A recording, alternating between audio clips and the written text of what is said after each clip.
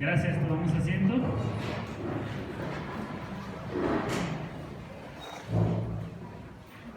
Bueno, primero que nada agradecerles a todos su asistencia y su puntualidad. Qué bueno que ya pues hay mucha gente a la hora de inicio, porque luego no suele pasar a veces, ¿verdad? Que hasta la mitad de la escuela para padres más o menos ya se vayan del salón. Ahorita ya qué bueno que tenemos tanta asistencia y gracias por tener esa consideración de llegar así de puntuales. Vamos a iniciar entonces con la escuela para padres del día de hoy. El expositor que le va a tocar compartir esta sesión, pues no necesita presentación, yo creo que ya la mayoría lo conoce o lo ha visto, es el profesor Gabriel Ruiz. Él es miembro fundador del Instituto LISI, de hace ya más de 15 años que trabaja con nosotros. Tiene formación en muchos temas humanos, psicología, análisis existencial, diferentes cuestiones. Y últimamente se ha dedicado mucho al tema del estudio de las emociones en los jóvenes y de qué manera el control de emociones es una herramienta que puede ayudar a nuestros jóvenes y también a nosotros, no más a nuestros jóvenes, a digamos, llevar una mejor conducción de su vida, conseguir sus metas y pues prácticamente vivir de una manera más efectiva y más tranquila. Entonces lo recibimos con un fuerte aplauso.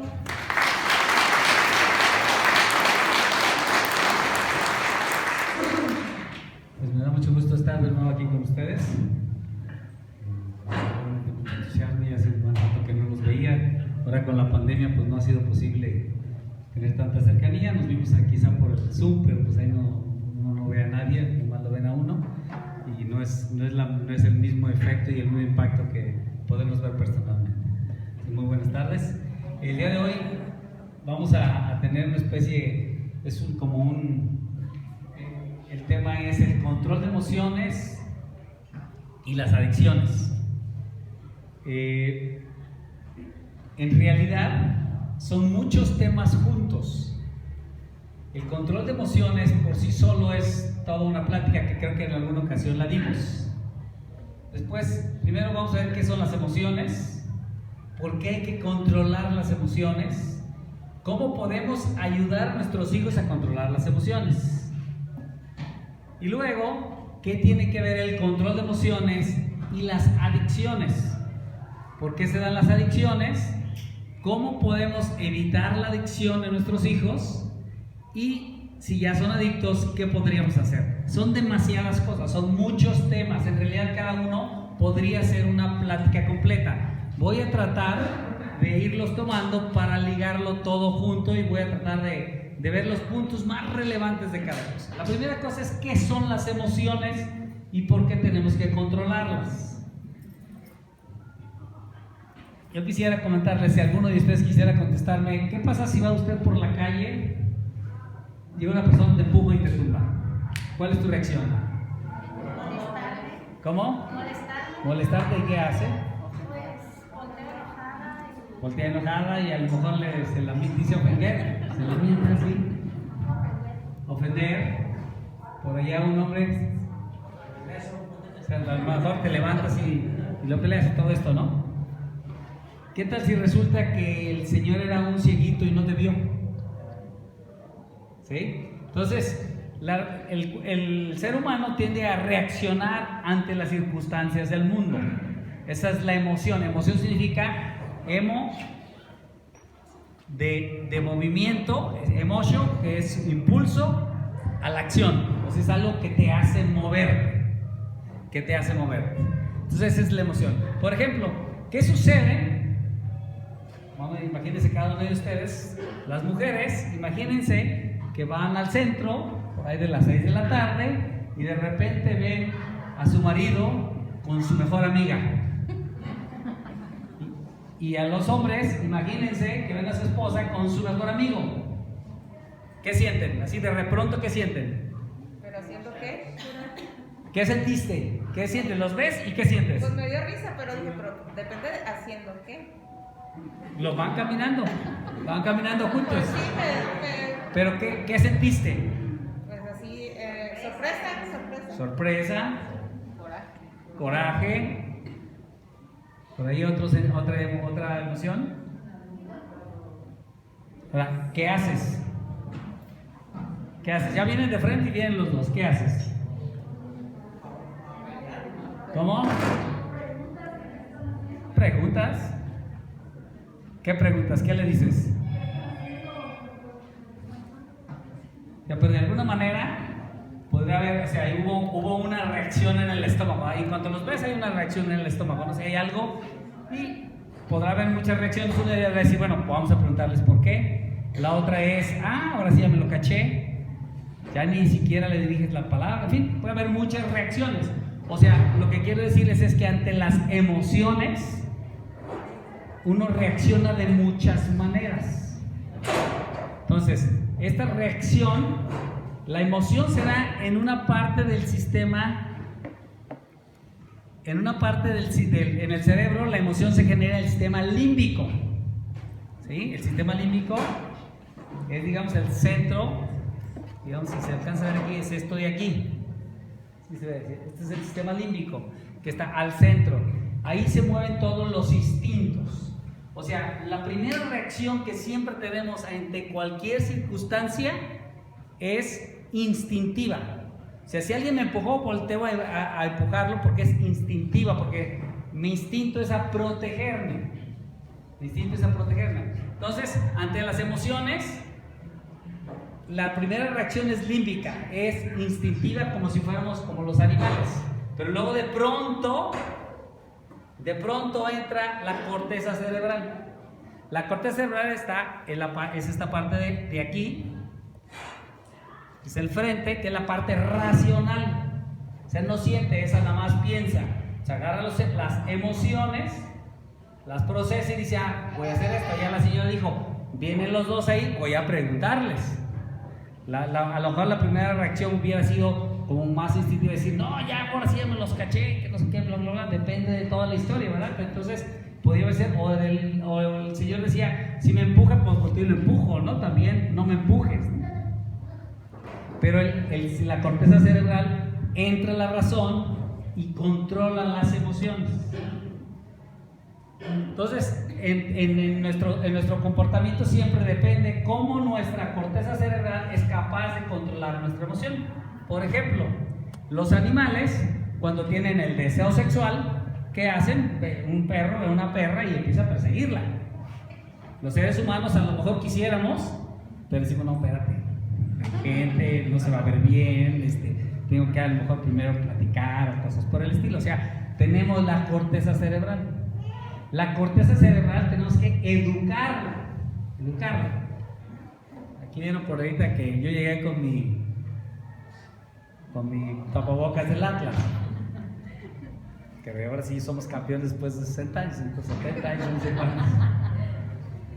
Hace como 15 años llegó a la final del Atlas en Toluca. Y yo fui con mi hermano a ver el partido. Obviamente no llevábamos camiseta del Atlas, nos golpean, eran puros del Toluca. Entonces llevábamos camisas grises de otro color. Pero obviamente cuando metía gol el Atlas, pues nos levantábamos y gritábamos, no nos identificaron. Y de repente sentimos agua caliente aquí que nos aventaron. Entonces el olor no era muy agradable, era color amarillo. Yo le dije a mi hermano, la primera reacción, si me sucede eso en la calle, es voltear y a lo mejor reaccionar. Y nuestra primera reacción fue de violenta. Tú dices, hay 50,000 gentes con camisetas rojas aquí del Toluca, nos van a golpear. Entonces voltea a mi hermano y me dice, imagina qué cerveza. Entonces, si esto hubiera sucedido en otra circunstancia, la corteza cerebral, ¿qué hizo? Pensó y me protegió. Dijo, no, espérate, si haces eso te van a golpear todos. Mi primer instinto fue reaccionar. Entonces, digamos, estas dos cosas que están en nuestro organismo, que es el instinto y la razón, son las que de alguna manera reaccionan. Hay varias formas en que a través de la historia y la psicología nos presentan estos. Platón, en uno de sus diálogos, habla de que el ser humano es un carruaje que lleva dos caballos, el negro y el blanco. El negro siempre quiere llevarnos al instinto, a las cosas que no necesariamente son buenas para nosotros, o que son buenas pero hay que controlarlas, y el blanco que quiere llevarnos hacia arriba. Entonces es una forma de verlo, y a mí me gusta mucho más esta metáfora del chimpancé. Vamos a pensar que todos tenemos un chimpancé adentro. El chimpancé reacciona rápido, fuerte y nos protege. Si de repente por aquí empieza a incendiarse esto, ¿qué hacen? Sale un incendio, ¿qué hace usted? Tratar de apagar. Usted trata de apagarlo, salir corriendo, pedir ayuda. Fueron muchas reacciones. Fíjense cómo cada uno puede reaccionar de manera diferente. Con nuestras emociones, nuestra corteza cerebral toma una decisión en función de la experiencia. El chimpancé lo primero que hace es correr. O sea, un animal que pasa cuando hay fuego, corre. Entonces, la primera reacción es alejarte del peligro. Alejarte del peligro. En cambio, si lo razonas más, pues voy a hablarle a los bomberos, ¿no? Otro dice, voy a ir por un balde de agua. Ya es la parte racional que está reaccionando. Entonces, de alguna manera, el chimpancé trata de defendernos. ¿Por qué cuando nos empuja volteamos y empujamos? Porque estamos protegiéndonos. El chimpancé reacciona de manera rápida, violenta, sin pensar. Entonces por eso dicen, se me salió el chimpancé. Cuando de repente, cuando nos ponemos energúmenos y no sabemos lo que hicimos, pues, la corteza cerebral no controló al chimpancé. Entonces aquí dice, en este paradigma dice que son dos seres dentro de nosotros. Uno es el ser humano, que es la corteza cerebral, y el animal, que es el chimpancé. Entonces, el juego se trata de que la corteza cerebral controla al chimpancé. Muy importante. La corteza cerebral, el sistema límbico, casi nada, cuando nacen los niños, casi está totalmente desarrollado. Por eso los niños tienen reacciones de que tienen hambre y lloran, o sea, tienen reacciones irracionales, porque tienen que nacer de esa manera, si no se protegerían. Su chimpancé nace grande y su ser humano nace pequeñito. Nuestros adolescentes, y esto es muy importante, nuestros adolescentes no tienen la corteza cerebral madura. ¿Por qué los dicen que solo los mayores de edad pueden beber alcohol? ¿Por qué no se les permite beber alcohol? ¿Por qué tienen que tener más de 16 años o más de 18 años para manejar? A veces 16. ¿Por qué? Porque no tienen todavía el control de sus emociones. Su parte racional todavía no controla bien su instinto, y a veces su instinto les puede ganar. Es muy importante, por eso no hay que suponer, aunque a veces puedan ser muy inteligentes, no necesariamente tienen capacidad de controlarlo.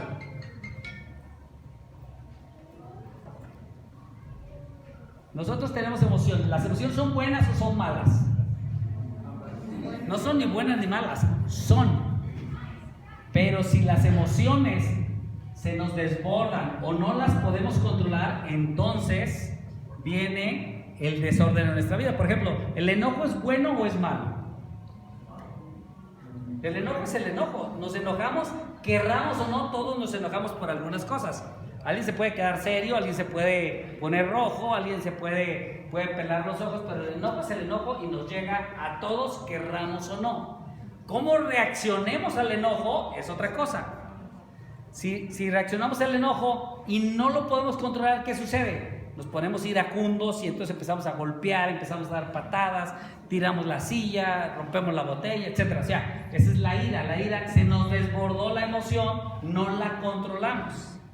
Pero el enojo es necesario en el ser humano. ¿Qué sucede?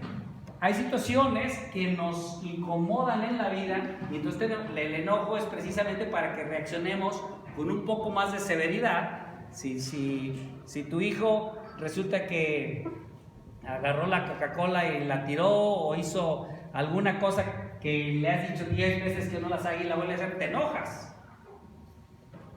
Racionalmente no vas a sonreírle, vas a aportar. Si tienes un buen control y buena disciplina, a ver, vamos a hablar, y te pones serio y no nada de sonrisas, vamos a hablar y cuáles son las consecuencias, en qué habíamos quedado.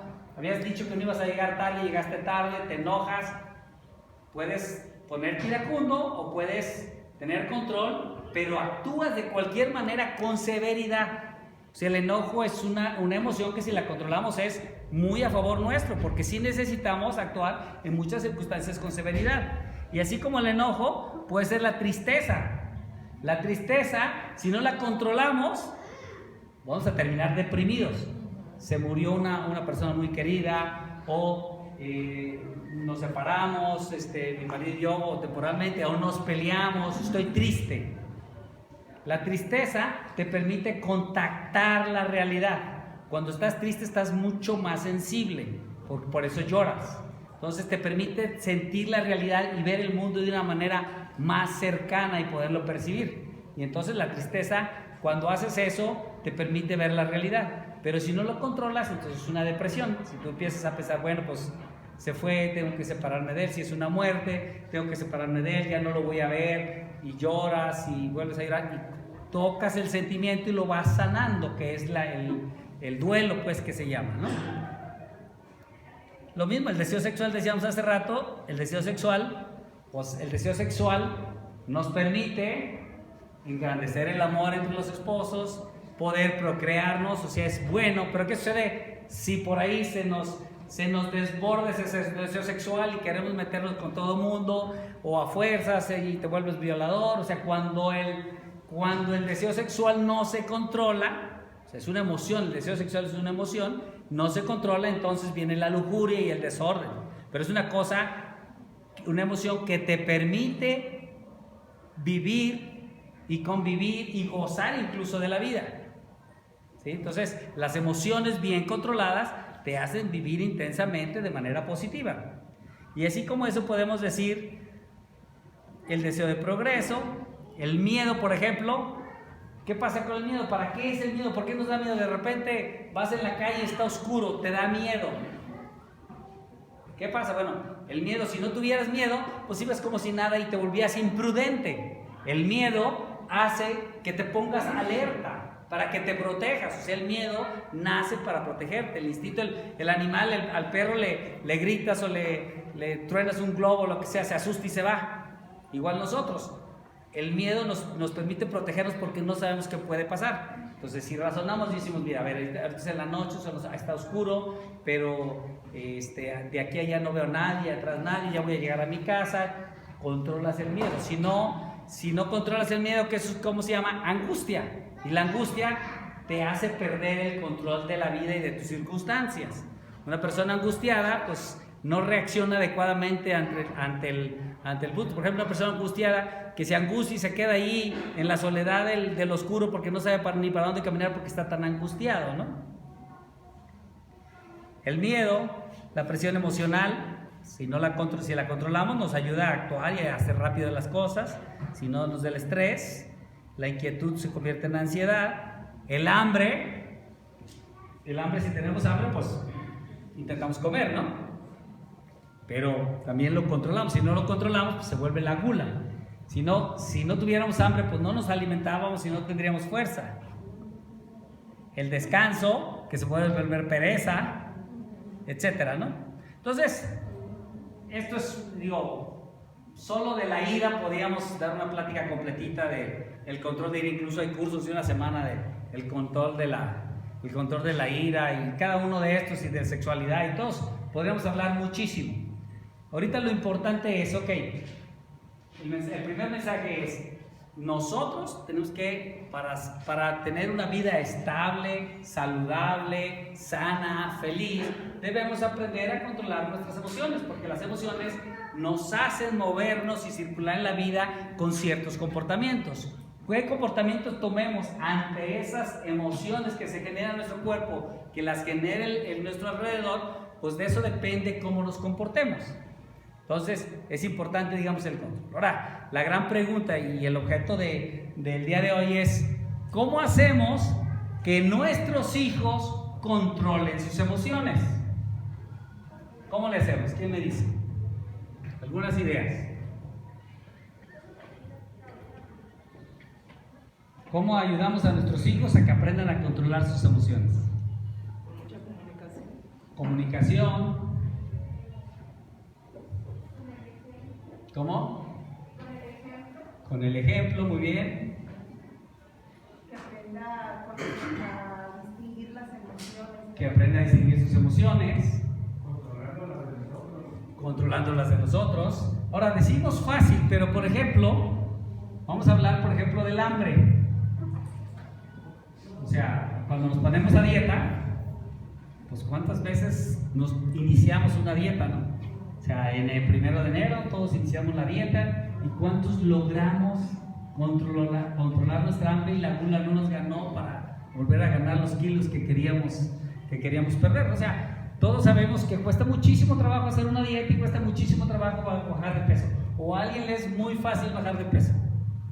No, representa un esfuerzo para controlar esa emoción, porque tú ves una manzana y se te antoja, y si ves una nieve o un pan más todavía, etcétera, etcétera, ¿no? O sea, y unas gorditas así bien...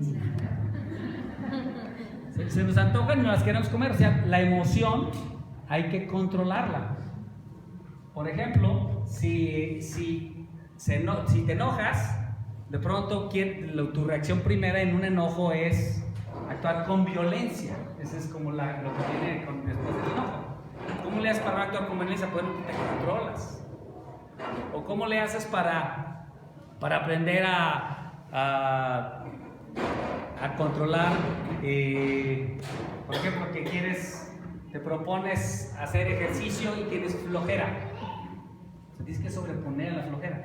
Cada mañana que te levantas, despiertas, te sientes cansado y quieres volverte a acostar, y luego pones el despertador 7 veces a ver si en la séptima todavía lo escuchas y ya no te acostumbras a que hay que estarlo apagando y te quedas dormido. O sea, tienes que sobreponerte a esa emoción que te invita a quedarte acostado instintivamente, ¿no? Entonces hay que aprender. Entonces, una de las cosas obviamente es toda una técnica, el control de emociones, pero hay 2 cosas que son sumamente importantes para que, una vez que nuestros jóvenes saben qué hacer, el primer paso es, como bien decían, es identificar la técnica de control de emociones. Les decimos a los muchachos, primero identifica tu emoción, ponle nombre, pon por escrito bajo qué circunstancias te sucede, luego pon por escrito cuáles son las reacciones, cómo reaccionarías. O sea, digamos, es el programa de lo que tienes que hacer, pero el otro es cómo le haces para así hacerlo. Porque una cosa es la ciencia de saber qué tienes que hacer, y otra es la ciencia de poder y tener la fuerza de voluntad. Exactamente. Entonces, una de las cosas más importantes que quisiera dejarles hoy en el mensaje es ayudarle a nuestros hijos a fortalecer su voluntad.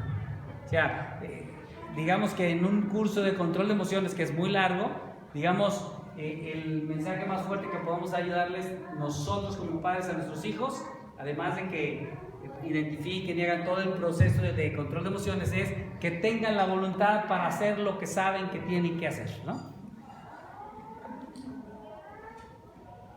Decimos que la voluntad es un músculo. No es un músculo, en realidad es una facultad del ser humano, facultad superior. Pero digamos, como le llamamos un músculo, porque los músculos, entre más se ejercitan, más fuertes son. Entonces, en la medida que la voluntad se fortalece, pues puede reaccionar, es cada vez más fuerte. ¿Cómo fortalecemos la voluntad? ¿Quién me dice? Con la constancia. Con la constancia es uno de los grandes elementos de la fuerza de voluntad. El hábito, la disciplina, claro, todo esto es importante. Así, reglitas muy simples que conviene que sigamos. Regla número 1, no dejes para mañana lo que puedas hacer. Hablando tan simple como las tareas. Llega el viernes, en la tarde, su hijo no tiene nada que hacer y está flojeando. ¿Y la tarea? No, la hago el domingo. No, hay que hacerlo hoy. No dejes para mañana lo que puedas hacer hoy. Tienes que darte la voluntad de hacer las cosas cuando ya puedes hacerlas, no estarlas posponiendo. Que es una cosa que en los adolescentes es muy frecuente, posponer, no tomar una decisión. Entonces, ayúdales a decir, no, de una vez, siéntate y haz la tarea, así el sábado, ya no estás preocupado. Si no, pues no vas a poder ir a la fiesta porque tienes que hacer tu tarea, bla, bla, bla, ¿no? Entonces, de alguna manera, no dejar para mañana lo que puedas hacer. Es una reglita simple, hay muchísimas formas de fortalecer la voluntad. Estas son solo algunas sugerencias. Levantarse temprano es otra, porque el levantarse temprano siempre implica un esfuerzo contra el instinto de quedarnos acostados. Los leones se quedan acostados hasta que ya no pueden más. Los seres humanos no, nos tenemos que levantar porque tenemos un horario para ir al trabajo, bla, bla, bla. Y cuando están grandes, yo estoy seguro que todos ustedes que tienen obligaciones, pues tienen un horario, se levantan y bla, bla, y esto. Muy frecuentes en los adolescentes que ponen el despertador a 1 hora y dicen 10 minutos más, 5 minutos más, que al cabo hay tiempo, bla, bla, bla, y lo terminan llegando tanto. Entonces, levantarse temprano y a la primera es una práctica que fortalece la voluntad. Nada para después. Una cosa que ayuda también mucho a la voluntad el día de mañana para muchas cosas es saber decir no cuando es no y decir sí cuando es sí. Por ejemplo, si se decide no comer entre comidas, pues no comer entre comidas. Había una práctica que Rosy, mi esposa, las que lo conocen, ella hacía una cosa con mis hijas cuando eran niñas, entre los 8 y los 12 años. Tenía una cangurera y les ponía su cangurera y se las llenaba de dulces y chocolates. Y entonces les decía que se los iba a dar si pasaba todo el mes y no se los comían, si estaban completos. Entonces, obviamente, a un niño, lo primero que se le antoja es comerse los dulces, porque les gustan los dulces. Entonces, lo lógico es que, sin embargo, para tener el premio, de alguna manera, pues no se lo comían, ¿no? Se lo comían, entonces eso pues fortalecía su voluntad porque decían, no me tengo que comer el dulce aunque tengo muchas ganas de un dulce, no me voy a comer el chocolate aunque se me antoja horrores el chocolate. Entonces, aprenderlos desde chiquitos a decir no cuando es no. Por ahí le preguntaban a la campeona mundial de golf, a Lorena Ochoa. Ustedes saben que Lorena Ochoa pues fue por todo el mundo y ganó torneos y obviamente mucho dinero y era pues muy exitosa, ¿no? Entonces llegaron los periodistas y le dijeron, ¿a qué sabe el éxito? Dice, el éxito sabe a levantarte todos los días a las 5 de la mañana para ir a pegarle una pelotita 1000 veces diarias para poder tener vino todos los días. ¿A qué sabe el éxito? El éxito sabe a que no puedo ir a las fiestas en la noche. ¿A qué sabe el éxito? A que no puedo convivir con mis amigos cuando yo quisiera. ¿A qué sabe el éxito? Pues el éxito sabe a sacrificios. Y el sacrificio, que es el otro elemento que tenemos que ayudar en este tiempo y en este mundo, donde a veces el sufrimiento se ve como una cosa que debiéramos despreciar y que deberíamos evitarle a nuestros hijos. Nuestros hijos deben aprender a sufrir, a no comer cuando no hay comida o cuando no deben comer. De sus hijos hay muchos que hacen deporte aquí o juegan fútbol. Entonces, a no comer porque van a jugar fútbol, porque si comen, y a no tomar agua porque se van a sentir mal jugando. A comer cosas saludables porque si no, no van a estar fuertes y no van a estar competitivos los que juegan judo, etc. O sea, de alguna manera tiene que aprender a decir no a lo que es no y sí a lo que es sí. Entonces, el sacrificio es la otra cosa, además de fortalecer su voluntad,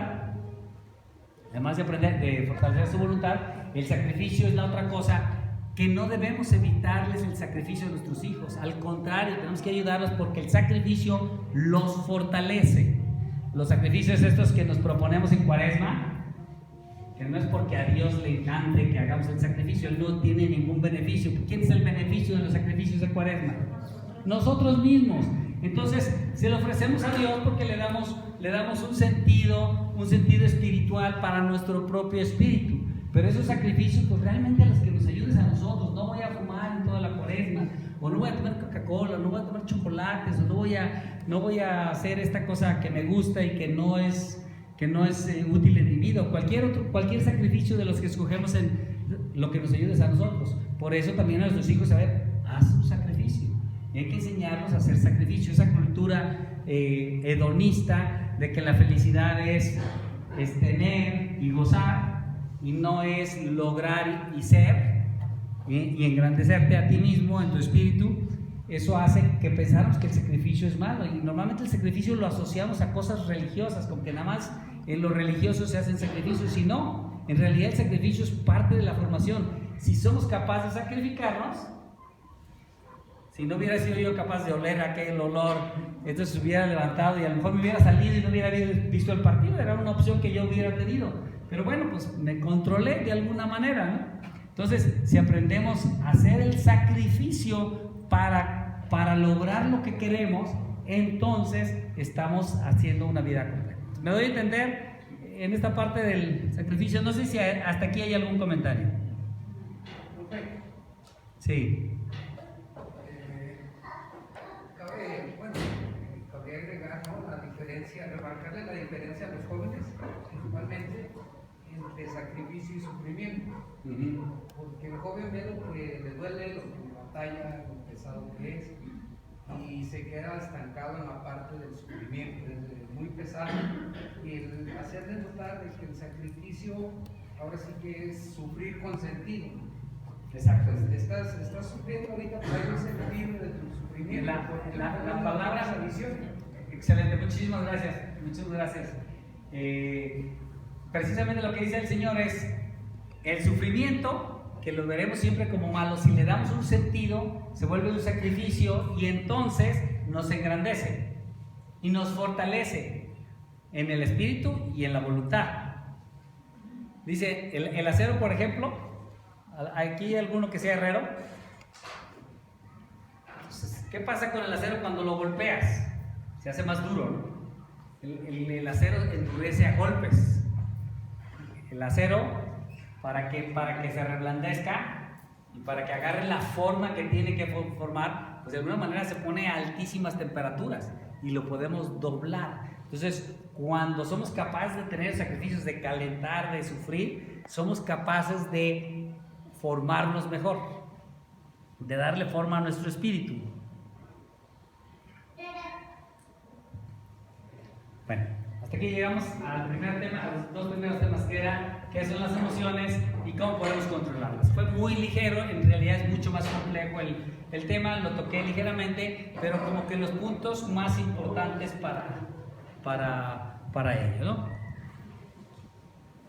La pregunta es, ¿pueden algunos sentimientos, aquí no hablamos de las emociones, porque no es lo mismo el sentimiento que la emoción,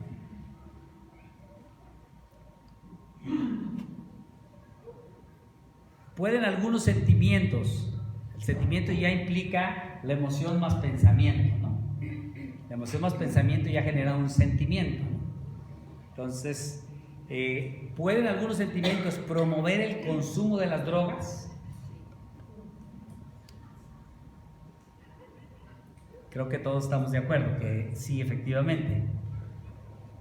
No hay duda, por ahí el año pasado vimos una plática que se llama las adicciones, una amenaza para la familia. Es una cosa terrible los problemas de adicción en nuestros hijos o incluso entre nuestros cónyuges. La adicción es una verdadera amenaza. Vamos a concentrarnos concretamente en los adolescentes. El adolescente tiene una necesidad muy grande de conocer el mundo. Recuerden que el niño tenía un mundo que era, su mundo era su familia y las cosas que veía y tocaba. O sea, el mundo era muy chiquito. O sea, era nada más lo que era su familia y su escuela y sus amigos y los vecinos de la escuela. Eso es el mundo para un niño. El adolescente se da cuenta que el mundo es muy grande, que hay muchísimas cosas. Empieza a descubrir que el mundo es más que su familia y su escuela.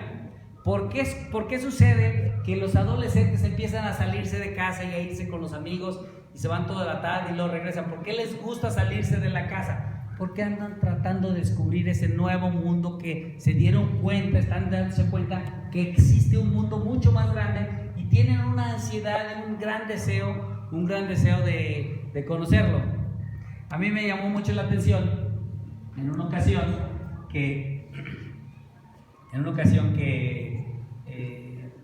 hubo una reunión aquí de exalumnos y entonces dijeron que algunas cosas que se recordaran con más gratitud y que más les habían gustado, y entonces 2 o 3 de ellos mencionaron que tenían mucho aprecio y les gustaba mucho aquellos momentos que habían ido algún paseo, concretamente dos de ellos, como mencionaban, porque los llevé en alguna ocasión al Nevado de Colima.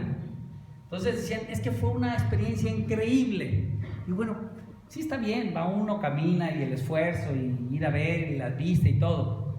¿Qué es lo que sucede? Lo que sucede es que, por ejemplo, a los jóvenes les entusiasma muchísimo salir al campo, por ejemplo.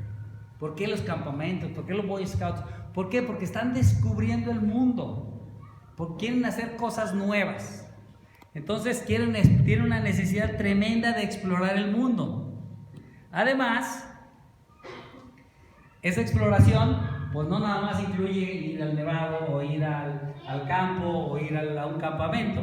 Eso incluye las cosas que le generan curiosidad, que son el cigarro, el alcohol,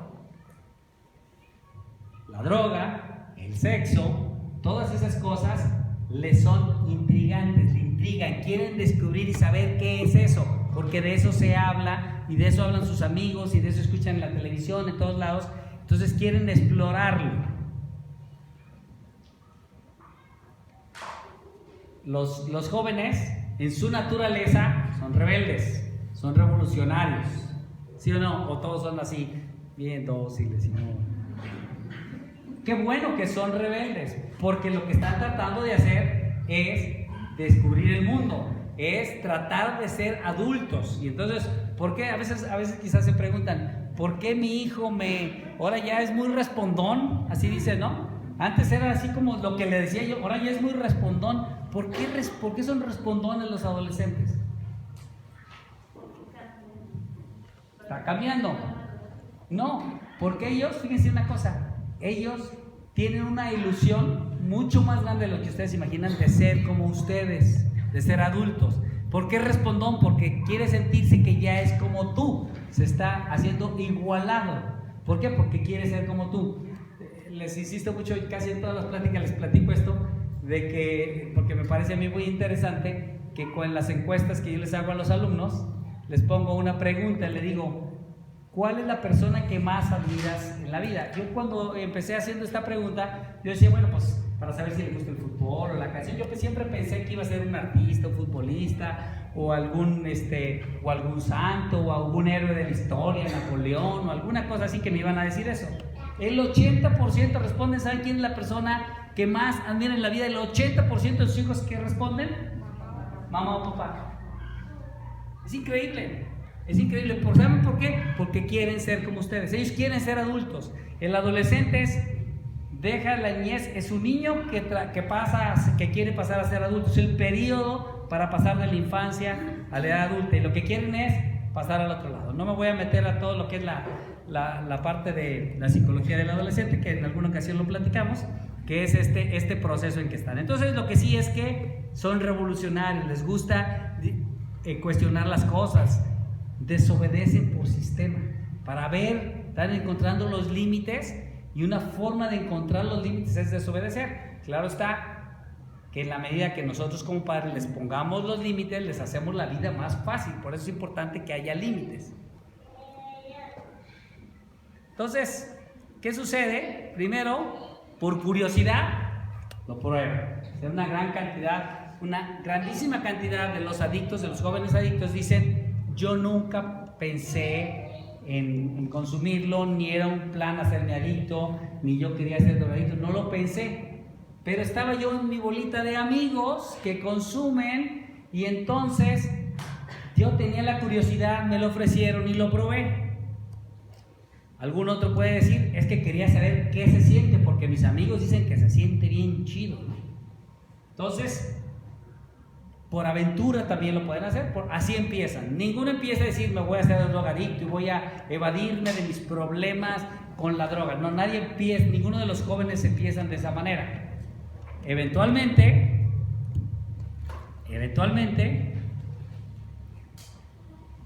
si están viviendo problemas fuertes en su vida, de mucha inseguridad o de mucha timidez, o se sienten impotentes o se sienten desamparados, cuando tienen un problema fuerte de algo que les angustia, entonces al ingerir la droga se dan cuenta que se liberan de esa sensación que los ahoga y los asfixia. Y entonces sí, quedan como ratones atrapados en una ratonera, ¿no? ¿Por qué? Porque encontraron sin querer algo que les permite liberarse de su problemática, de esa problemática de inseguridad, desamparo, de depresión. O sea, un muchacho deprimido es un muchacho muy propenso a volverse adicto. En fin, todos estos sentimientos extremos en sus sentimientos es fácil que entonces se vuelvan adictos, ¿no? Quedan atrapados y entonces sí ya no salen. Nada más para entender cómo llega a suceder rápidamente, vamos a ver algunas expresiones de jóvenes que son adictos. Cuando se les preguntó que cómo empezaron o por qué empezaron, estas eran sus respuestas. Uno dice, nunca pensé en hacerlo. Otro dice, no me gustaba. Hay muchos que incluso no les gusta, pero la presión del grupo y el temor de ser rechazados del grupo para ser aceptados lo hacen. Si todos fuman marihuana, pues entonces hágale, fuma, o si no, de aquí no perteneces. Tiene ese grandísimo deseo de pertenecer y entonces fuma. Entonces lo hice, no me gustaba, fue horrible, me sentí horrible, pero todos lo hacían y lo fui haciendo con ellos. Mi hermano mayor lo hacía, es un ejemplo, veía que él se refugiaba en eso. Me sentía sola, mi madre estaba muy ocupada con mi hermana, mis padres controlan todo lo que hago, se siente asfixiado. Solo yo sabía, había algo en mi vida que solo a mí me pertenecía. Se sentía que era algo que sí era de él, que lo hacía escondidas y era como su secreto y era algo que le daba seguridad. Era un chico que estaba muy inseguro. Me sentía triste y manipulada y me refugié en mis amigos. Cuando tenía 12 años murió mi abuelo y eso me causó un gran dolor, la depresión, sobre todo de la muerte de padres o abuelos. Les causa mucha angustia, y si en ese momento coinciden que los pesca la curiosidad, la aventura, los malos amigos, etcétera, entonces quedan atrapados, ¿no? O sea, nunca lo hacen por maldad y porque ya quiero volverme adicto, no, nunca lo están pensando. Dice, mis padres están separados y mi madre trabaja todo el tiempo, nunca la veo. Fíjense bien lo que dice, me da todo lo que le pido, pero la verdad pienso que no les intereso. Fíjense, muchas veces pensamos que lo que tenemos que darle a nuestros hijos son cosas materiales y no, lo que tenemos que darles es tiempo, escucharlos. Ustedes saben que aquí en el instituto tenemos las tutorías. Una de las cosas maravillosas de la tutoría es escuchar a los alumnos. Muchas veces no tenemos que hablar gran cosas porque las respuestas y los problemas los tienen ellos mismos. Por ejemplo, platico de una tutoría que me hizo muchísima gracia a mí. Me gusta platicarlo mucho, que era una chica que la tenía yo de tutorada y pues empezamos a platicar y normalmente son como de 35 o 40 minutos, pues la chica habló como casi 50 minutos y al terminar los 55 minutos me dice, profe, qué buenos consejos da usted.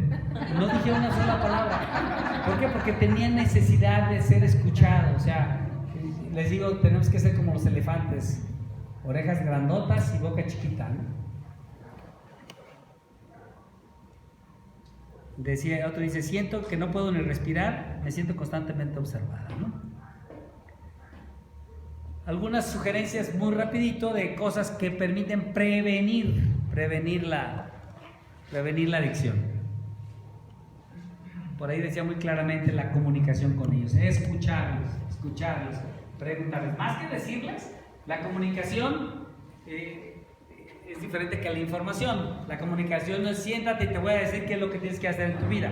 La comunicación es tú hablas y yo te respondo. Pero en este caso de nuestros hijos es más importante escucharlos. Y dice una cosa, no pontificar, no decirles tienes que hacer esto porque a tu edad y haces bla bla bla, sino más bien preguntarles, oye, y esto y aquello. Oye, el típico es el amigo malo, que sabemos que anda metido en malos pasos y que es amigo de nuestro hijo, de nuestra hija. O la chica que anda en malos pasos, que es amiga de nuestra hija. ¿Qué hacemos? Pues podemos, hay muchas, evidentemente que el camino es alejarla de los malos amigos. O sea, las malas amistades pueden llevar al traste a nuestros hijos tremendamente. Pero ¿cómo vamos a alejarlos? Decirle, no vas con esa persona porque es mala, es lo peor, te lo prohíbo. Se aferran más. Se van a aferrar más. Entonces lo que hay que hacer, pero tampoco vamos a decirle, no, ve cuando quieras, como quieras con él. Bueno, hay que hacerle caer en cuenta. No son tontos, nuestros hijos no son tontos. No necesitamos que les digan qué hacer, ellos ya saben. Cuando nosotros hacemos el reglamento aquí en el instituto, nosotros no les decimos cuál es el reglamento. Ustedes saben que el procedimiento es, ellos hacen las reglas. Y las hacen todas perfectas. Son más duros que hasta uno mismo en las reglas. Porque ya saben cómo deben comportarse. Entonces lo que hay que hacer es que caigan en la cuenta. Preguntarle, oye, ¿y tu amigo cómo es? ¿Qué hace? ¿Cómo se porta con sus papás? ¿Cómo va en la escuela? Desde que estás con él, ¿han mejorado tus calificaciones? ¿Es un buen amigo, una buena amiga o es una mala amiga? ¿Qué hicieron juntos? Cuando están juntos, ¿hacen cosas que te sientes satisfecho o de repente son cosas que te hacen sentir mal después, sientes una cierta arrepentimiento, ¿no? Entonces, una comunicación, pero más de ellos hacia nosotros que nosotros a ellos. Nosotros interviniendo para ayudarles a que descubran el mundo, ¿no? Preguntándoles. Método socrático se llama.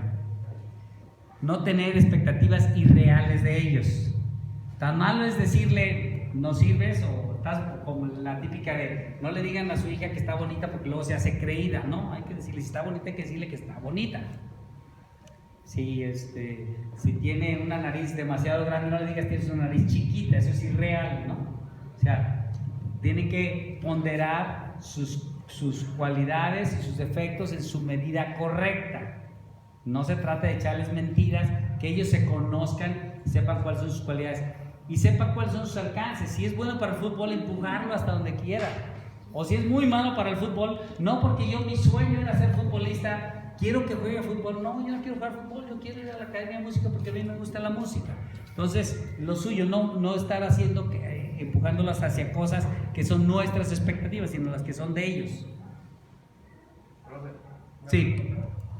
¿Cómo podemos ayudarlos en la forma de, por ejemplo, ahorita lo que dice usted, si uno se da cuenta, pues, si tus hijos son galanes o no, igual uno se da cuenta cuando son jóvenes. Pero, por ejemplo, ¿cómo podemos ayudarlos a que entiendan? Porque a veces no se quieren aceptar o saben que tienen un detalle, pero ellos no. ¿Cómo podemos ayudarlos ahí? Bueno, la primera cosa es, platicando con ellos, que ellos mismos reconozcan sus defectos. Por ejemplo, y lo vamos a ver ahorita más adelante, el chico es muy bajito de estatura, ¿no? Y entonces tiene el complejo de ser el chaparro, ¿no? Entonces, lo que hay que decirles, hay que hacerles ver que en el mundo tus limitantes no es lo que te limita. Por ejemplo, Maradona era chaparrito y fue el mejor jugador del mundo en su tiempo, ¿no? O Demóstenes era tartamudo y fue el mejor orador de Grecia. Se ponía piedritas debajo de la lengua y iba a gritarle al mar, ¿no? Para quitarse la tartamudez. O sea, se puede uno sobreponer a las deficiencias que tienes, ¿no? Y ahí hay que recurrir a los ejemplos de gente que sí triunfó con defectos que tienen. El que está, a lo mejor se siente feo o está feo y ninguna chica lo voltea a ver, pues dicen que dicen la suerte de los feos, las bonitas, los guapos lo desean. Hay muchas cosas, o sea, de alguna manera hay que hacerles ver la vida que eso no es lo que limita. O sea, realmente yo conozco muchos muchachos y muchachas que son muy feas que traen muchachos que son muy guapos, ¿no? O sea, o muchachos muy feos que traen muchachas muy guapas, no tienen nada que ver. O sea, eso no es una limitante. Realmente es hacerles ver que lo importante es ser ante la persona, ser ellos, darles seguridad. Exactamente. Que encuentren sus talentos, contacto con la naturaleza, el teatro, que es una cosa que hacemos aquí, el arte, la música, la pintura, el deporte, que escriban un diario. Fíjense, una cosa que es importante esto es una cosa que nos cuesta mucho trabajo, es platicarles nuestros fracasos. Normalmente tendemos a decirles a nuestros hijos, a platicarles nuestros éxitos. O sea, es que yo a tu edad, yo ya podía hacer esto. Es que yo a tu edad, y es que yo hice y yo logré, y el yoyismo, ¿no? O sea, le presumimos cuán maravilloso éramos nosotros de jóvenes. y nuestros grandes logros. Fíjense que les forman más si ustedes les platican de los fracasos y cómo se sobrepusieron a ellos. Porque la realidad en la vida es que la mayor parte de las veces son fracasos. Para llegar al éxito, fracasas hasta que llegas al éxito. No llegas nunca a la primera. Entonces hay que aprender a fracasar. Tenemos que aprenderles que el fracaso es aprendizaje, que el fracaso se puede uno sobreponer, que cuando uno fracasa no se queda tirado en el suelo, sino que se levanta y mira para arriba, etc. Entonces, platicarles también nuestros fracasos es una cosa. Si alguno de ustedes tuvo la tentación o cayó en la adicción, pero salió adelante, platíquenselo cómo salieron y cómo es que gracias a Dios no quedaron en la adicción, etcétera, etcétera. O sea, platíquenlo lo que les pasó, no tengan miedo de platicárselo. Muchos dicen, no, es que van a pensar que también ellos pueden hacer esas cosas y que tienen que probar. No lo van a hacer. Si ustedes se lo platican con la franqueza, como obviamente diciéndoles los grandísimos riesgos que tuvieron y se sobrepusieron a ellos o cayeron, etcétera, ¿no? Muchos de ustedes quizá fumaron y dejaron de fumar y pues no les dejó nada bueno, ¿no? O sea, reconociendo nuestros pecados. Claro, no pasa nada. Curiosamente cuando los padres o en nuestro caso los maestros somos humildes, nos hacemos más grandes ante ellos, porque admiran que aceptemos nuestras deficiencias y que luchamos por sobreponernos a nuestras deficiencias, ¿no? El maestro que le preguntan, oye, ¿y esto? Y dice el maestro, no sé, pero mañana te respondo. El otro dice, no, eso lo vamos a ver en otro capítulo. A ver el que sigue. O sea, porque inmediatamente se dan cuenta que el maestro se incomodó porque no sabe. El que dice, no sé, pero mañana traigo la respuesta y mañana te trae una respuesta, pues admiras más al maestro, ¿no? Muy importante cambiar de ambiente cuando es necesario. Si el ambiente, el lugar donde ustedes viven, ya está muy cerca de la droga y de la gente, de los muchachos y de las pandillas que ya lo están atrapando y eso, hay que cambiar de ambiente si es necesario, ¿eh? O sea, incluso contemplar cambiarse de colonia o cambiarse de cosa o cambiar de horarios o cambiar de cosas para alejar de el ambiente, los jala tremendamente, ¿no? Cambia de ambiente si su círculo es de riesgo, de escuela, barrio o aficiones. Ok, no sé si hasta aquí hay algún comentario. Es mucho más amplio el tema de prevención de adicciones, pero estamos dando un poquito de todo en esta plática. Digamos las cosas más importantes. La pregunta grande que nos hacemos, ok, ya tengo un hijo adicto, ¿qué hago? O tengo mi cónyuge es adicto o adicta, ¿qué hago? O mi hermano es adicto o adicta, ¿qué hago? Bueno, vamos a ver aquí un método, digamos, llamémosle teórico, pero al mismo tiempo muy práctico, porque son pasos que hay que seguir para la adicción. Hay que entender que un adicto, y no gusta que les digan esto, incluso el otro día a una chica que es adicta, le decía yo, le decía, es que es una enfermedad. No, yo no estoy enferma, yo estoy súper sana. No, estás enferma, o sea, es como las computadoras, se te metió un virus, ¿no? ¿Qué pasa cuando, si la computadora, se mete un virus ahí en el Excel le pone 2 más 2 y le pones 6, ¿no? O sea, las respuestas no son las lógicas, o sea, sí está comportándose, pero el comportamiento de una persona adicta no es un comportamiento lógico, es un comportamiento irracional, porque está movido el virus que se le metió para consumir la droga, y se justifica. No, yo sí puedo, como decía aquel, dice, lo más fácil es dejar el cigarro. Yo lo he dejado como 10,000 veces, como lo dejo como 3 veces al día, ya lo pongo y ya lo dejé. O sea, y ese tipo de cosas, de razonamientos luego se hacen los adictos. No, yo puedo dejarlo cuando quiera, lo que pasa es que no quiero, pero ya ahora que entre a estudiar, ya lo voy a hacer, ya ahora que suceda esto, ya lo voy a dejar. Y así se justifican los adictos. Los adictos tienen un virus en el cerebro, como las computadoras, y ese virus hay que quitarlo.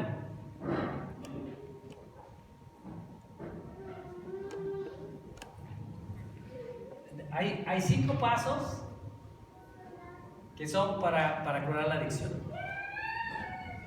Primero, el tratamiento residencial, la terapia individual, la terapia grupal, hábitos saludables y luego periódicamente estar en algún taller, algún retiro, alguna cosa, según el lugar donde hicieron su desintoxicación.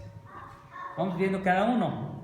El primer paso, cuando el adicto está ya bien adentro, se llama el tratamiento residencial. Ustedes han oído hablar de estos y a veces uno piensa que estos no sirven porque fueron a uno de estos, les llaman, son clínicas de desintoxicación, les llaman anexos, les llaman, hay retiros incluso religiosos, hay muchas fórmulas, hay muchos tipos y hay de todos los precios, desde los que son gratuitos hasta los que son carísimos acá muy para la gente que tiene mucho dinero y va también, pero el proceso residencial tiene una finalidad, que es ya la persona adicta ya no es funcional en nuestra sociedad, entonces se trata de hacerlos funcionales y desintoxicarlos, o sea, en algunas partes hasta se dice que son un poco violentos, pero la primera cosa que les hacen es no tienen acceso a la droga de ninguna manera, entonces pues entran en ansiedades y ahí en muchos lugares hay muchas fórmulas, hay que tienen el psicólogo, que tienen el doctor, que le da la pastillita, hay un movimiento que se llama Barrios Unidos en Cristo, ahí simplemente hacen oración y con pura espiritualidad los desintoxican, o sea, los acercan a Dios, etcétera, etcétera. O sea, hay muchas formas, pero el tema es aislarlos del mundo, por si se llama tratamiento residencial, aislarlos del mundo. Prácticamente todos después de esto, durante un periodo de tiempo no consumen. Si no se hace nada más, vuelven a consumir. O sea, fue una desintoxicación. O sea, es prepararlos en el tratamiento residencial, los preparan para que sean funcionales en el mundo y puedan empezar un proceso y puedan iniciar un proceso de inserción normal al mundo y un proceso de un antivirus, de quitarles el virus, porque el virus todavía lo tienen, porque el cerebro todavía tiene esa falla. Lo que pasa es que la dependencia fisiológica por ese periodo que estuvieron en ese tratamiento residencial les permitió sanar una parte que es la parte fisiológica, la desintoxicación, que si vuelven a consumir vuelven a quedar intoxicados. Entonces lo que hay que tratar es que ya no lo hagan. Entonces primero es el tratamiento residencial. El segundo es la terapia individual, o sea, la persona tiene que, de alguna manera, había esa problemática por lo cual quedó atrapada, se fugaba de una cierta problemática que hay que sanar. La mejor forma de sanarlo es platicándolo. Entonces, aquí se puede recurrir, hay profesionales muy buenos, pero no siempre o se pueden pagar o el muchacho o la muchacha quieren ir. Entonces, hay muchas otras alternativas. Puede ser un psicólogo, puede ser un coach, puede ser un tutor, puede ser un director espiritual, pero alguien con quien él semanalmente se reúne a platicar de lo que está sintiendo, que le permita en su proceso sanar su enfermedad. Es terapia individual. Otra cosa es la terapia grupal. Todo esto tiene que hacerse, o sea, alguna de estas cosas falla, es muy difícil que salgan. Claro que es muy difícil que hagan todas, ¿no? Pero esa es, digamos, por eso digo que es como la receta. Segundo es la terapia grupal. La terapia grupal más conocida es la de Alcohólicos Anónimos. ¿Por qué van a Alcohólicos Anónimos? Porque ahí se dan cuenta que no están solos en el mundo, que hay gente que tiene la misma problemática que ellos, que hay gente que está luchando igual que ellos. Hay una especie de psicosis de grupo que les ayuda a mantenerse lejos, porque todos los que están ahí tienen el mismo propósito, que es dejar la adicción. El caso de los alcohólicos, las drogas, pero hay adictos anónimos, neuróticos anónimos, hay toda clase de... Cualquier grupo, hay grupos de oración, inclusive en el caso de los que recurren al tema espiritual para dejarse las drogas, grupos de oración donde los adictos se reúnen para hacer oración para que Dios les ayude, hablan entre ellos, pero lo importante es que haya el sentido de grupo que te apoya, te da afecto, sufren igual que tú, algunos recaen y se levantan, entonces todo eso te da aliento y te da ánimo, te da vitaminas para seguir luchando contra la adicción. Y cuarto, muy importante, en el caso de los adultos, pues a veces es un poco más difícil, pero en el caso de los adolescentes, pues es nosotros que todavía tenemos un cierto control sobre su ambiente, es el hábito saludable. Y hábito saludable significa comer bien, dormir bien, hacer ejercicio, deporte y muy importante, muy importante, el ambiente que los contagió y que los hizo que se hicieran adictos, sus amigos, sus ciclos, sus primos, lo que sea, el ambiente en el que se movían cuando se hicieron adictos, hay que desarraigarlos completamente de él. Si es necesario que ustedes se muevan de casa, se mueven de casa para desarraigarlos de ese ambiente, porque cada que los vean, los van a volver a invitar, o al menos se les va a antojar y van a recordar las sensaciones que tenían cuando estaban adictos, y como ya tienen esas, son adictos, el alcohólico es adicto para toda la vida. Lo único es que está recuperado, entonces siempre tendrá la tendencia. Por eso dicen que un alcohólico no puede tomar ni siquiera un dulcecito de alcohol, porque luego se le va a antojar y va a volver a recaer. Entonces es desarraigar, dejar amistades tóxicas,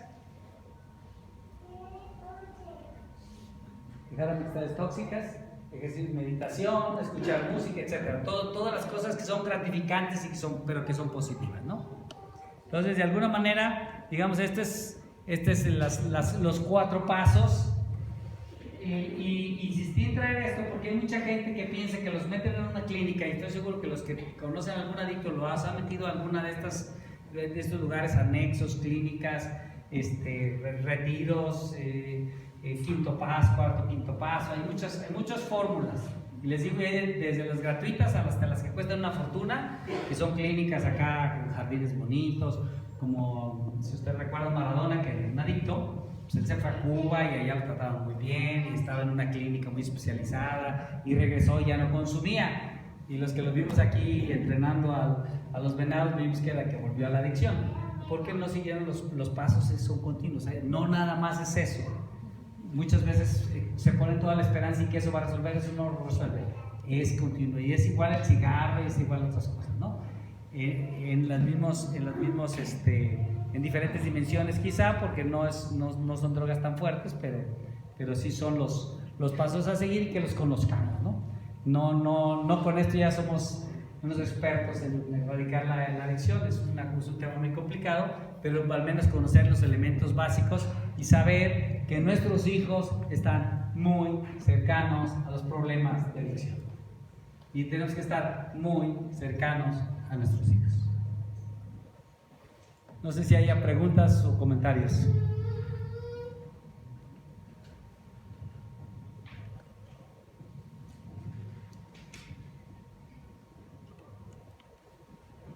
¿Fue porque no se entendió nada o porque todo fue clarísimo?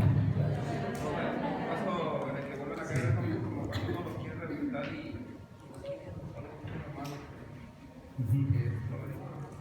ya tiene 37 años, he querido ayudar y Bueno, una cosa que es importante, el adicto que no quiere salir no sale. O sea, lo que nos va a sacar es su propia voluntad. Lo que hay que hacer es ayudarle a su voluntad, porque lo que se les dañó, les entró el virus a la voluntad que no pueden contenerse. Entonces, si no quieren, no vamos a poder sacarlos. O sea, si están metidos, va a llegar un punto en que van a tocar fondo y probablemente mueran, o van a querer salir, que va a llegar el momento en que tocan fondo, o sea, porque es progresivo el consumo aumenta, sobre todo cuando es drogas duras, digamos, llamándose, como son la cocaína, los cristales. Se siente como culpable, no sé si a alguna les ha pasado, pero uno siente como la culpa, o sea, te quieres ayudar y Bien, hay que estar siempre atentos y esperar el momento, o sea, siempre esperar el momento idóneo. Siempre tiene el momento de debilidad, el momento que te dicen hay que llevarlos a la desintoxicación. O sea, el primer paso siempre es el tratamiento residencial. Y no pueden salir, porque normalmente, incluso hasta jurídicamente a veces hay problemas porque dicen, oye, no puedes ir contra la voluntad de la persona, etcétera, etcétera, y entonces tienen que firmar los papás. Cuando es un menor de edad es fácil, pero cuando es un adulto es más difícil, pues no puedes ir contra su voluntad. Sin embargo, pues los encierran. Si alguno demanda y pues lo dejan fuera y ya, pero porque llega un momento en que no quieren ya estar ahí adentro. O sea, el tratamiento residencial es fuerte. Aún en los que son más suavecitos, es conmovedor, conmovedor. Les decía yo de este movimiento de Barrios Unidos en Cristo, a mí me parece increíble, increíble. Nosotros los conocimos porque precisamente cuando se fundó aquí la preparatoria, pues había muchísimo, ahora ya hay mucho menos, pero había muchísima drogadicción aquí afuera. Hay una cosa que se llama pactar con las pandillas, o sea, platicar con ellos. Entonces necesitábamos como alguien que entendiera cómo platicar con ellos, con todos los que estaban aquí, que son los... ¿Quién es de aquí del cerro? No, ustedes saben lo que era la pandilla de la Cruz y que hubo muertes aquí, una serie de cosas. Entonces necesitábamos platicar con ellos y tener un contacto. Entonces, pues no sabíamos nada de eso. Entonces, finalmente nos aconsejaron ir a platicar con los de Barrios Unidos en Cristo. Los de Barrios Unidos en Cristo lo que hacen es un adicto invita a otro adicto. El mejor para ayudarlos a sacar no somos los que no somos adictos, es otro adicto o un adicto que ya salió. Ese se identifica más. Entonces, un adicto recuperado los invita a un retiro de fin de semana. Y entonces, en el retiro, o sea, por más que yo les pregunté, nunca entendí lo que sucedía en el retiro. Una cosa que me decían, no, pues es que en la plática de la Virgen, y en la plática de la Virgen, y en la plática de la Virgen. Y entonces le decía, bueno, ¿por qué dices la plática de la Virgen? No, tú no lo vas a entender, tú nunca has sido adicto. Y decía, no, es que entonces me intrigó mucho, y al final le dice, oye, ¿por qué hiciste tanto que la plática de la Virgen le sirve para alejarlos de la adicción? Y dijo, mira, a lo mejor no lo vas a entender, pero lo que sucede es que todos los que hemos sido adictos, estamos hablando de ya de drogas fuertes, dice, hemos hecho lo peor con las mujeres. Eran hombres, ¿no? Dice, nuestra madre que se moría por nosotros y lloraba y todo, nos valía gorro. Nuestras hermanas, la novia la engañamos, hicimos lo peor, algunos hasta hemos violados, hemos sido lo peor con las mujeres. Y el saber que hay una mujer, una madre, María, que te ama, dice, eso nos mueve mucho. Tú no lo vas a entender, pero nos mueve demasiado. Decían ellos que era una de las pláticas que hacían. Es un método. Ellos tienen, inclusive ellos les dieron, a los Barrios Unidos en Cristo les dieron la antigua penitenciaría, están allá. Les dieron la antigua penitenciaría y ahí se recluyen. Primero van por 3 días y el que quiere se queda. Y el que no se regresa a su casa. Y se queda porque decide, ellos dicen que nunca les dicen que debes dejar la droga, sino tienes que dejar, si ya amas a Dios, tienes que dejar todo aquello que te aleje de Dios. Y es un método más. Como también hay otros, como los anexos, donde son un poco más violentos, que los encierran, les ponen castigos, les dan premios, y les ponen competencias para que dejen la adicción. O sea, hay muchos métodos de tratamiento residencial. En este caso, los Barrios Unidos en Cristo, fuimos con ellos a platicar, porque las pandillas tienen sus códigos y ellos saben cómo funcionan. Entonces vinieron, nos prepararon aquí, platicamos con las pandillas y nos dieron varios tips de cómo trabajar con ellos. Si ustedes se fijan, cuando estaba todo grafiteado aquí afuera, no estaba grafiteado. ¿Lo observaron? A mí siempre me intrigó. Y el método fue muy simple. Lo primero que hizo el director que estaba aquí entonces, según lo conoció Fernando Lozano, fue y compró las botellas del spray y les dijo, a ver, aquí está, pum, pum, pum, pum, pum. Pero quiero que grafiteen de una vez. Pero que grafiteen algo que tenga sentido. Yo ya vi que hicieron una virgen allá por ahí, pintaron a ellos y los de la Cruz pintaron una virgen muy, muy bonita. O sea, tenían 2 o 3 buenos artistas. Bueno, quiero que hagan estos dibujos aquí están las pinturas. Sí, cómo no, profe, vamos a ver. Nunca volvieron y nunca grafitearon. O sea, habría habido alguno, 1, 2 o 3 veces, pero realmente lo que había enfrente, lo que había aquí, fue muy extraño. De alguna manera hubo ese diálogo con ellos. Así fue como vimos y conocimos al movimiento de Barrios Unidos en Cristo, ¿perdón? Un diálogo inverso a la vez, ¿no? Sí. Fue al inverso, órale, éntrale, no, pues ya no. Entonces, y luego algunos de ellos entraron aquí al karate. Y entraban al karate aquí, perdón, al judo. pensando que los íbamos a ser más violentos, pero pues, no sabían que el judo es al revés, es para que bajes la ira y aprendas a controlarla. Muy bien, ¿algún otro comentario?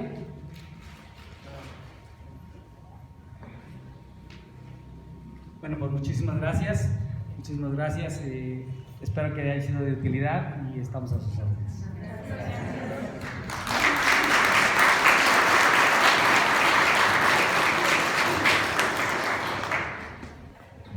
Pues muchas gracias, profe Gabriel, por la exposición. Seguro que más de alguno se llevó algo nuevo, ¿no? Alguna cosa que no sabíamos, algún tip. Entonces, pues gracias a todos también por venir, porque tuvimos una asistencia nutrida, lo cual me da mucho gusto que esté llena el aula y todo. Entonces, si gustan, nos ponemos de pie para terminar con una oración.